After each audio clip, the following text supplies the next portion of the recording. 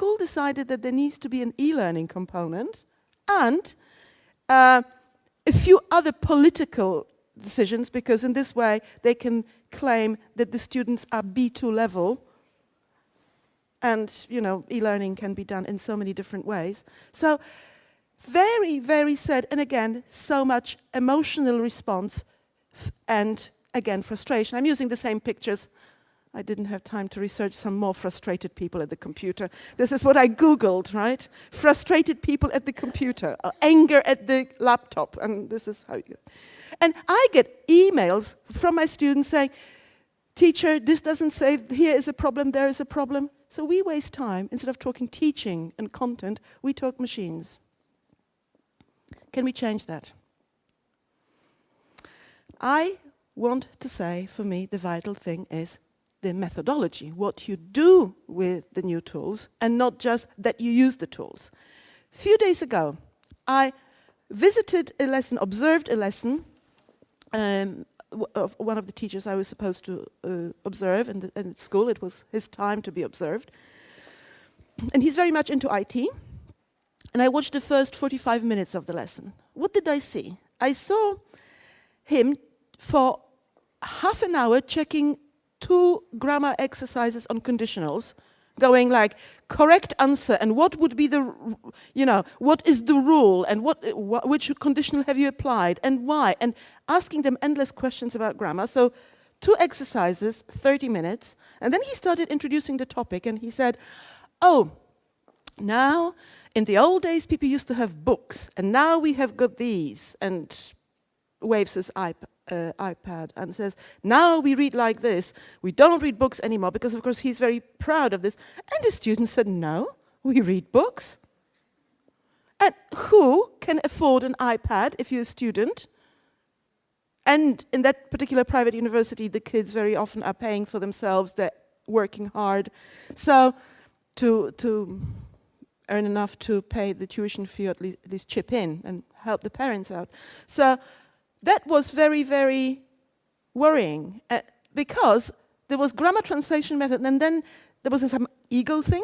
And later the teacher was showing me all the various dictionaries he has got on the iPad, and all the different films, and language lab program, downloaded. And my question was, what do you do with them? So in a very nice way, very impressed, I said, look, next teachers' meeting, I really want you to come and talk how you use iPad in class. How you can, make sure that every student can see it, how can you explore it, rather than sort of wave it a bit and try to impress. I may be wrong, but if you write to me in 4 weeks, I can tell you what the teacher training session looked like. And it's a bit like in this cartoon where this boy says, my term paper is almost finished. I updated my software, defragmented my hard drive, bookmarked an online dictionary, and installed new ink cartridges. Now all I need are some words and a topic. And this is what IT very often is. We have got all the peripherals. Now tell me how it's used. So what I'm going to do is show you how IT can be used for upgrading and enhancing what we do, making it better, making it more interesting, but start with our the expertise we already have got, because we need to build. In terms of cognitive psychology, you have to take what you have and then add to it. Things don't come from vacuum. And I'm going to talk about my private, personal joys and fascinations, but every time you will see that there is theory that underlies the use of IT.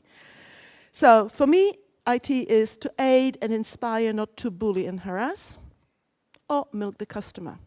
That's in a nutshell. So let's look at aiding and inspiring. I've just said that, my joys. The first thing is pace yourself. Don't dive into the pool, the deep end, slowly. If you discover one form of working with IT, try a bit. See how it works, slowly introduce it in the classroom, because if we try to do too much, then suddenly we may look very, very incompetent rather than competent. I now use BP Works, like the learning platform for my students. But for instance, I only have access to it. I haven't allowed my students yet to have access because first I want really to feel comfortable before I let other people contribute and perhaps things get out of hand and I look unprofessional. Because the last thing is I don't want to lose face. I want to be competent professional and not come across as somebody who is playing with tools and toys they don't know anything about. I love words and dictionaries. So what would be the first thing to say about dictionaries? That there is a plethora of online dictionaries. At the same time, when I teach a course for translators in Poland, so of course this will be in very small print because it doesn't apply to Turkey, okay? But I give them about that many and more links to various dictionaries, Polish, English, environment, legal, you name it, medical atlases, first showing them how many tools there are. They know, future translators, they know 2 or 3. So when I show them the various dictionaries, they're really amazed. So first show, and we never know what people don't know until we find out. They seem to be so competent and natives, IT natives, but they know what their websites and their tools that they use for entertainment, for social networking. But the thing is, do they know how to use these tools for learning? So I felt really good. We found these, I showed them these dictionaries, they explored them, they got some tasks they had to translate using these dictionaries, and they got a very useful tool, and what happened was teaching for life.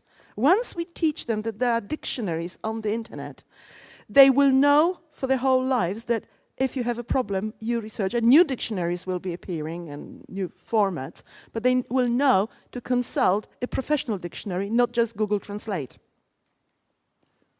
And important. I don't know how many of you use Wiktionary, and there may be different reasons if you don't use it. Wiktionary is the dictionary for, as you can see, for various languages, including Turkish. But I'm unable to judge the Turkish side, and I could see very big differences. The Polish was absolutely impressive. So when I went in to see, when I used Friendly for Turkish, these things came up, and I don't know whether it's of any help or not.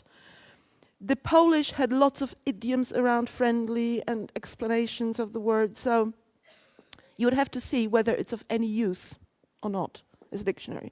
Perhaps other dictionaries would be more appropriate. But it's a good tool to know about. Another tool that was discovered by my physiotherapy students, and this is lovely because you learn together with your students. You have an idea, and my students were doing some kind of translations for professional English physiotherapy, and they had to find the Polish equivalent of anterior cruciate ligament. Do you know what it is in Turkish? Okay, so I tell you what the trick may be. You go down, you go here, to where it says what other in what other languages it is. Well, unfortunately, it's not available in Turkish. You click on Polish, and you get the translation. And with all the drawings, so the students of physiotherapy can check whether it really is. So what we are doing real CLIL, content and language integrated learning. I'm teaching them about physiotherapy in English. They're finding out professional vocabulary, and this can be done with engineers.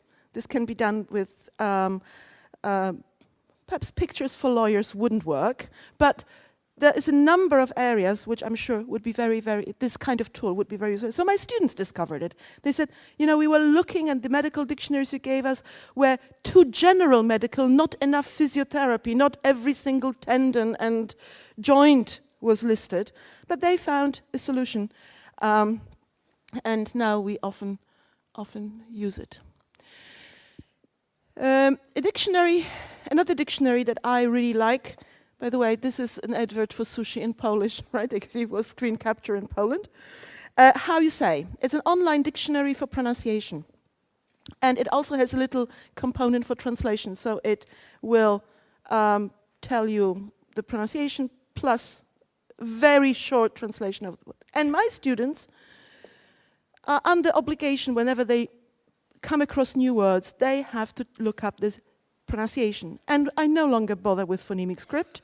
They have to check how to pronounce the words. I taught once a lady, a professor of psychology. She was really coming for sort of consultations and reassurance before she gave a conference presentation and public speaking. Because her English was really good, but she wasn't confident. The only problem was pronunciation. And we tried endless tricks, including me recording her whole lecture myself. And then she would listen to it endlessly. But now, no need, because she discovered how you say. So she has the dictionary repeat 100 times a word she has got problems with until the problem is gone. So, downloadable pronunciation dictionaries into your mobile phone. Of course, downloadable dictionaries, and I encourage my students, they bring into class, whatever tool they use for downloading things. But life wouldn't be complete without Urban Dictionary Online. You know how a student comes to you and says, "Teacher, what does misty mean?" And you say, "Foggy? Not very." And they say, "But in that song, it's something like, she's misty." And you go, "Oh." Urban Dictionary Online is the updated dictionary of English. For a number of years, and ever since a new meaning of a word crops up, it gets added to the Urban Dictionary Online with the source. And it is to say, it's a very sexy young girl, Misty. So now it makes sense. I discovered the Urban Dictionary Online usefulness with a song that Sinead O'Connor once went to Jamaica and she recorded lots of reggae songs. And in one song, Curly Locks, there is a line that, and this is a story about a girl and seemingly another girl who were very good friends and now they're not allowed to play together. And she says, "Your father is a poacher." Now, how does a poacher killing animals illegally feature in a song and an accusation in relationships? And this is what the screen capture looks like. I have selected a few entries. So it's someone who steals a girlfriend or girlfriend-to-be. So something about stealing somebody dear to you. Now poacher makes sense. Some other meanings of the word poacher: a younger man who actively pursues older women, and one who takes a co-worker's lunch from the communal refrigerator. Now, how can you find out how the English language changes quickly? And I think we are in the same situation. We don't live in the UK, and even if you're a native speaker and you haven't been to the UK for a number of years or a few months, you may not be aware of the new meanings of words. So this is a very good tool, but a word of warning. I wouldn't call it up in the class without kind of preparation, because this is authentic, sometimes extreme authenticity. I mean, the middle meaning is something that you may not necessarily want to introduce in class. The students will look it up anyway, but it's not our responsibility that it appeared in class, because we have a certain moral values and responsibilities. So as I say, sometimes it's extreme authenticity, but a very, very useful tool. So from now on, no song lyrics question will puzzle you. Because you can say, I can look it up on Urban Dictionary Online, or you say to the students, you look it up, and really, after one try, they stop asking these questions because they have learned to use this tool to look up their song lyrics. I love the lexical approach, a recent theory about chunking and lexis. At the moment, I'm finishing writing a book on that. So it's all about words and word partnerships. One lovely tool for these word partnerships is Wordle. so-called word clouds. They appear in The Guardian. But what you do is you copy a whole text. Then you paste it into Wordle, press the button, and what it does